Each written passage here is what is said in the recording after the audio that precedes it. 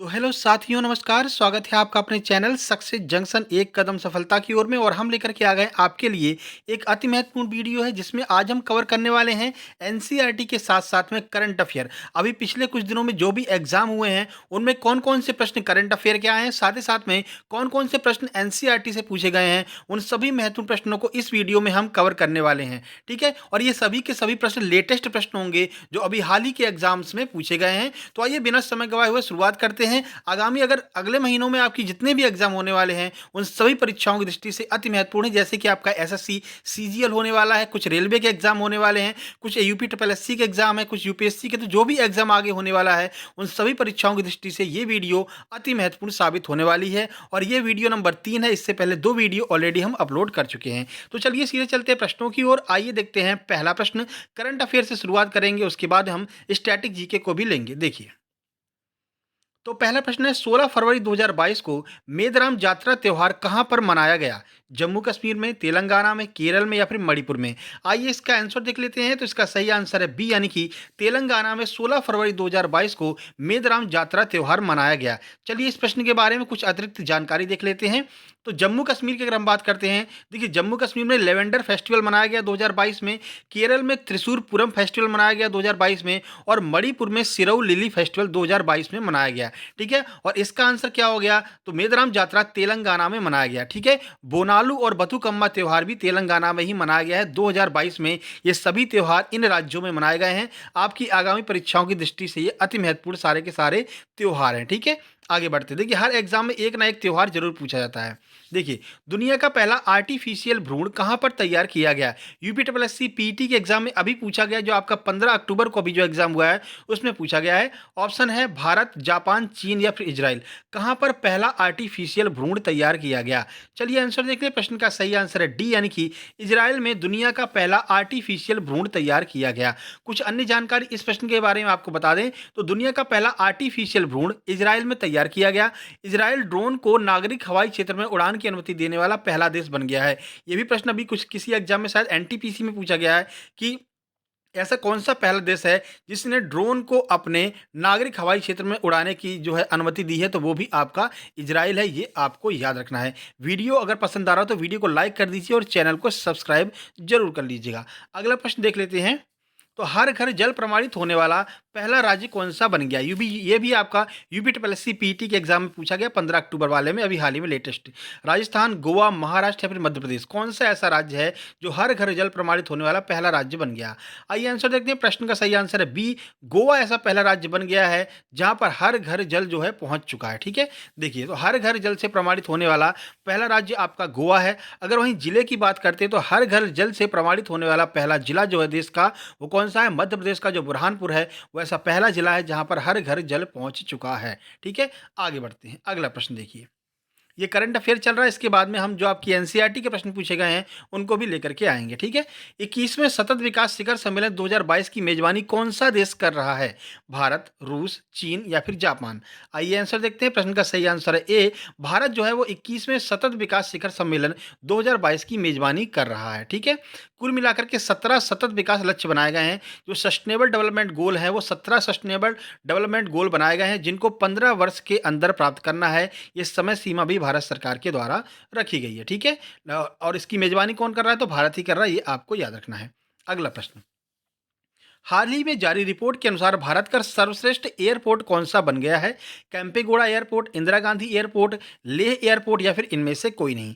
आइए आंसर देखते हैं। प्रश्न का सही आंसर है ए, जो कैंपेगौड़ा एयरपोर्ट है वो भारत का सर्वश्रेष्ठ एयरपोर्ट बन गया। अब ये कैंपेगौड़ा एयरपोर्ट कहाँ पर है? तो याद रखिएगा, कैंपेगौड़ा एयरपोर्ट जो है वो बेंगलुरु में स्थित है।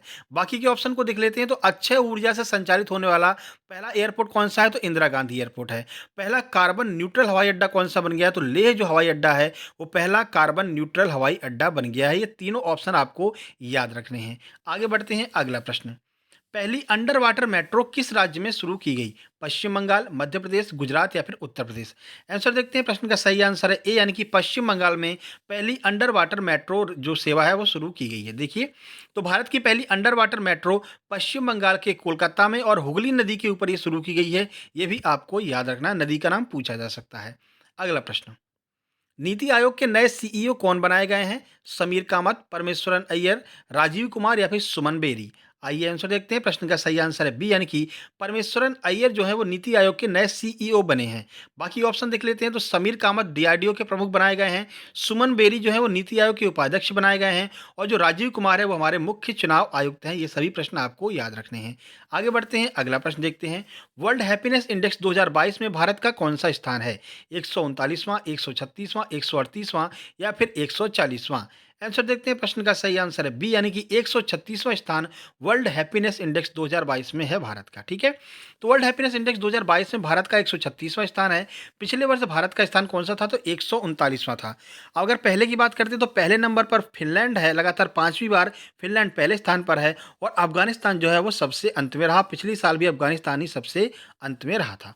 अगला प्रश्न, बढ़े चलो अभियान किस मंत्रालय द्वारा शुरू किया गया?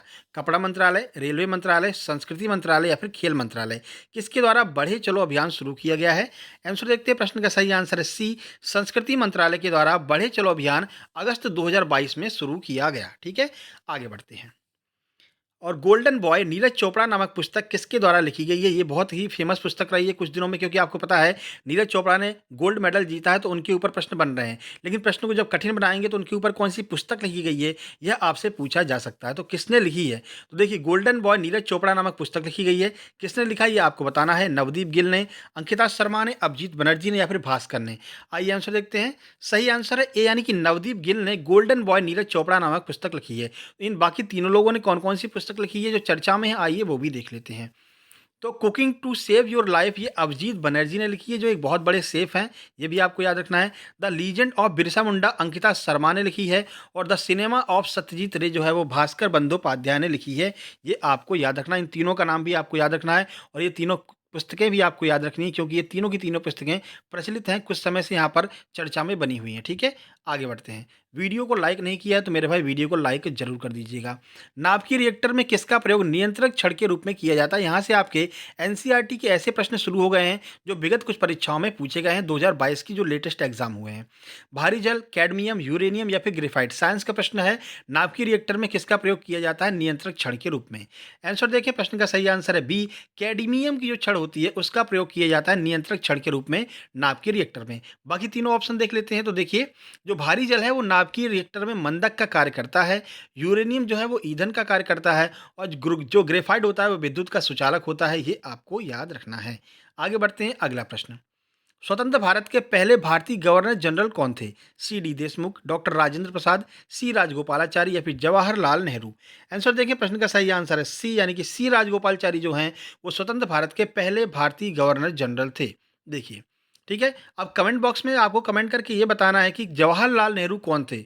मतलब कि जवाहरलाल नेहरू जो हैं वो भारत के कौन से पद पर सबसे पहले जो है आसीन हुए थे। अगर आपको ये नहीं पता तो समझो आपको कुछ भी नहीं पता है। ठीक है ना, तो कमेंट बॉक्स में कमेंट करके जरूर बताइए कि जवाहरलाल नेहरू किस पद पर आसीन हुए थे। ठीक है, चलिए आगे बढ़ते हैं। इनमें से कौन सी ठंडी जलधारा है? ठंडी जलधारा इनमें से कौन सी है? अल्नीनो, हम्बोल्ट, क्यूरोसियो या फिर गल्फ स्ट्रीम? कौन सी ऐसी जलधारा है जो इनमें से ठंडी जलधारा है? आंसर देखिए, प्रश्न का सही आंसर है बी। ये आपका वर्ल्ड ज्योग्राफी से प्रश्न है। जो हम्बोल्ट जलधारा है वो ठंडी जलधारा है, बाकी की तीनों जो है वो गर्म जलधारा है। तो हम्बोल्ट एक ठंडी जलधारा है जो पेरू में उत्पन्न होती है। इसे पेरुवियन जलधारा भी कहते हैं, किसको? हम्बोल्ट को। बाकी गल्फ स्ट्रीम जो है, एल्नीनो जो है, ये सब का क्या है?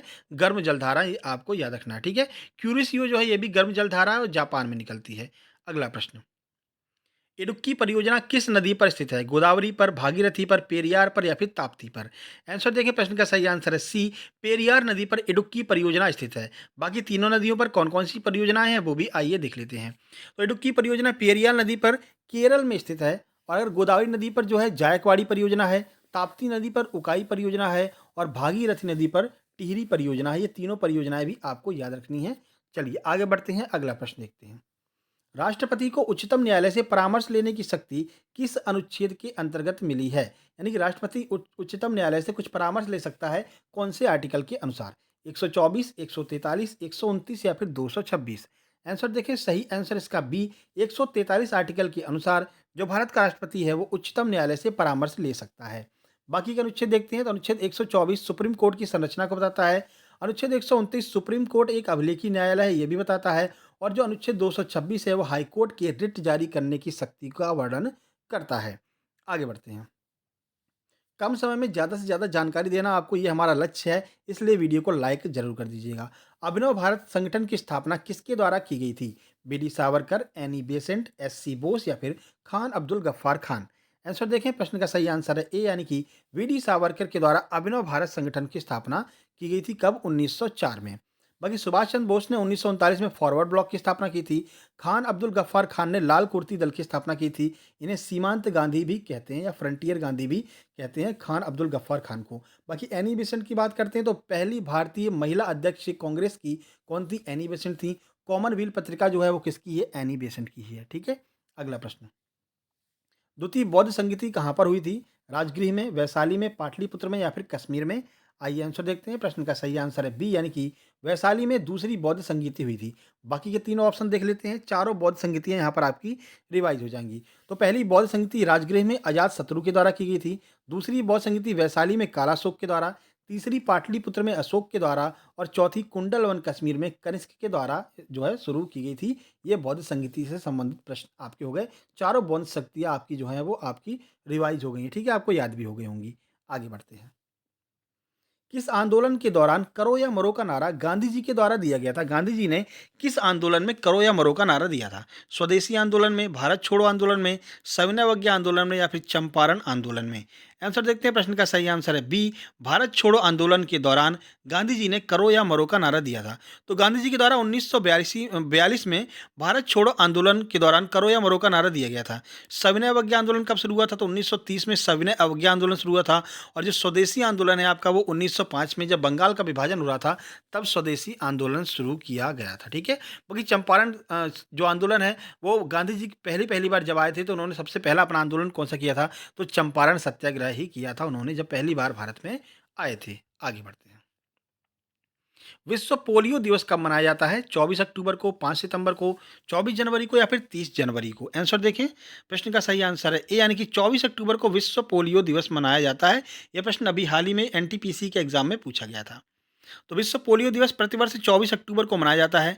पोलियो की टीके की खोज जोनास साल्क के द्वारा की गई थी। और 2025 तक पोलियो मुक्त होने का लक्ष्य जो है वो भारत ने रखा है कि हम 2025 तक पोलियो मुक्त हो जाएंगे। ठीक है, बाकी 24 अक्टूबर हमने आपको बता दिया। 5 सितंबर शिक्षक दिवस मनाया जाता है, पता है आपको।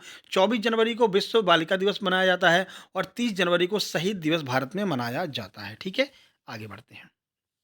तो ये कुछ महत्वपूर्ण प्रश्न थे जो अगर आपको पसंद आए तो वीडियो को लाइक कर दीजिएगा। साथ ही साथ में ये हमारा टेलीग्राम चैनल है जहाँ पर आप इस वीडियो की पीडीएफ प्राप्त कर सकते हैं।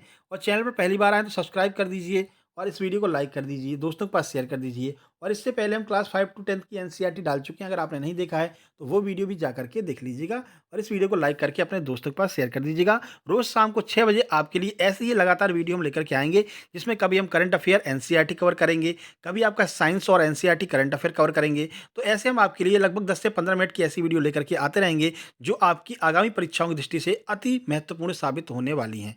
तो लाइक करके सब्सक्राइब जरूर कर लीजिएगा। जल्द ही मिलते हैं कल शाम को 6 बजे एक नई वीडियो में। तब तक के लिए नमस्कार, धन्यवाद।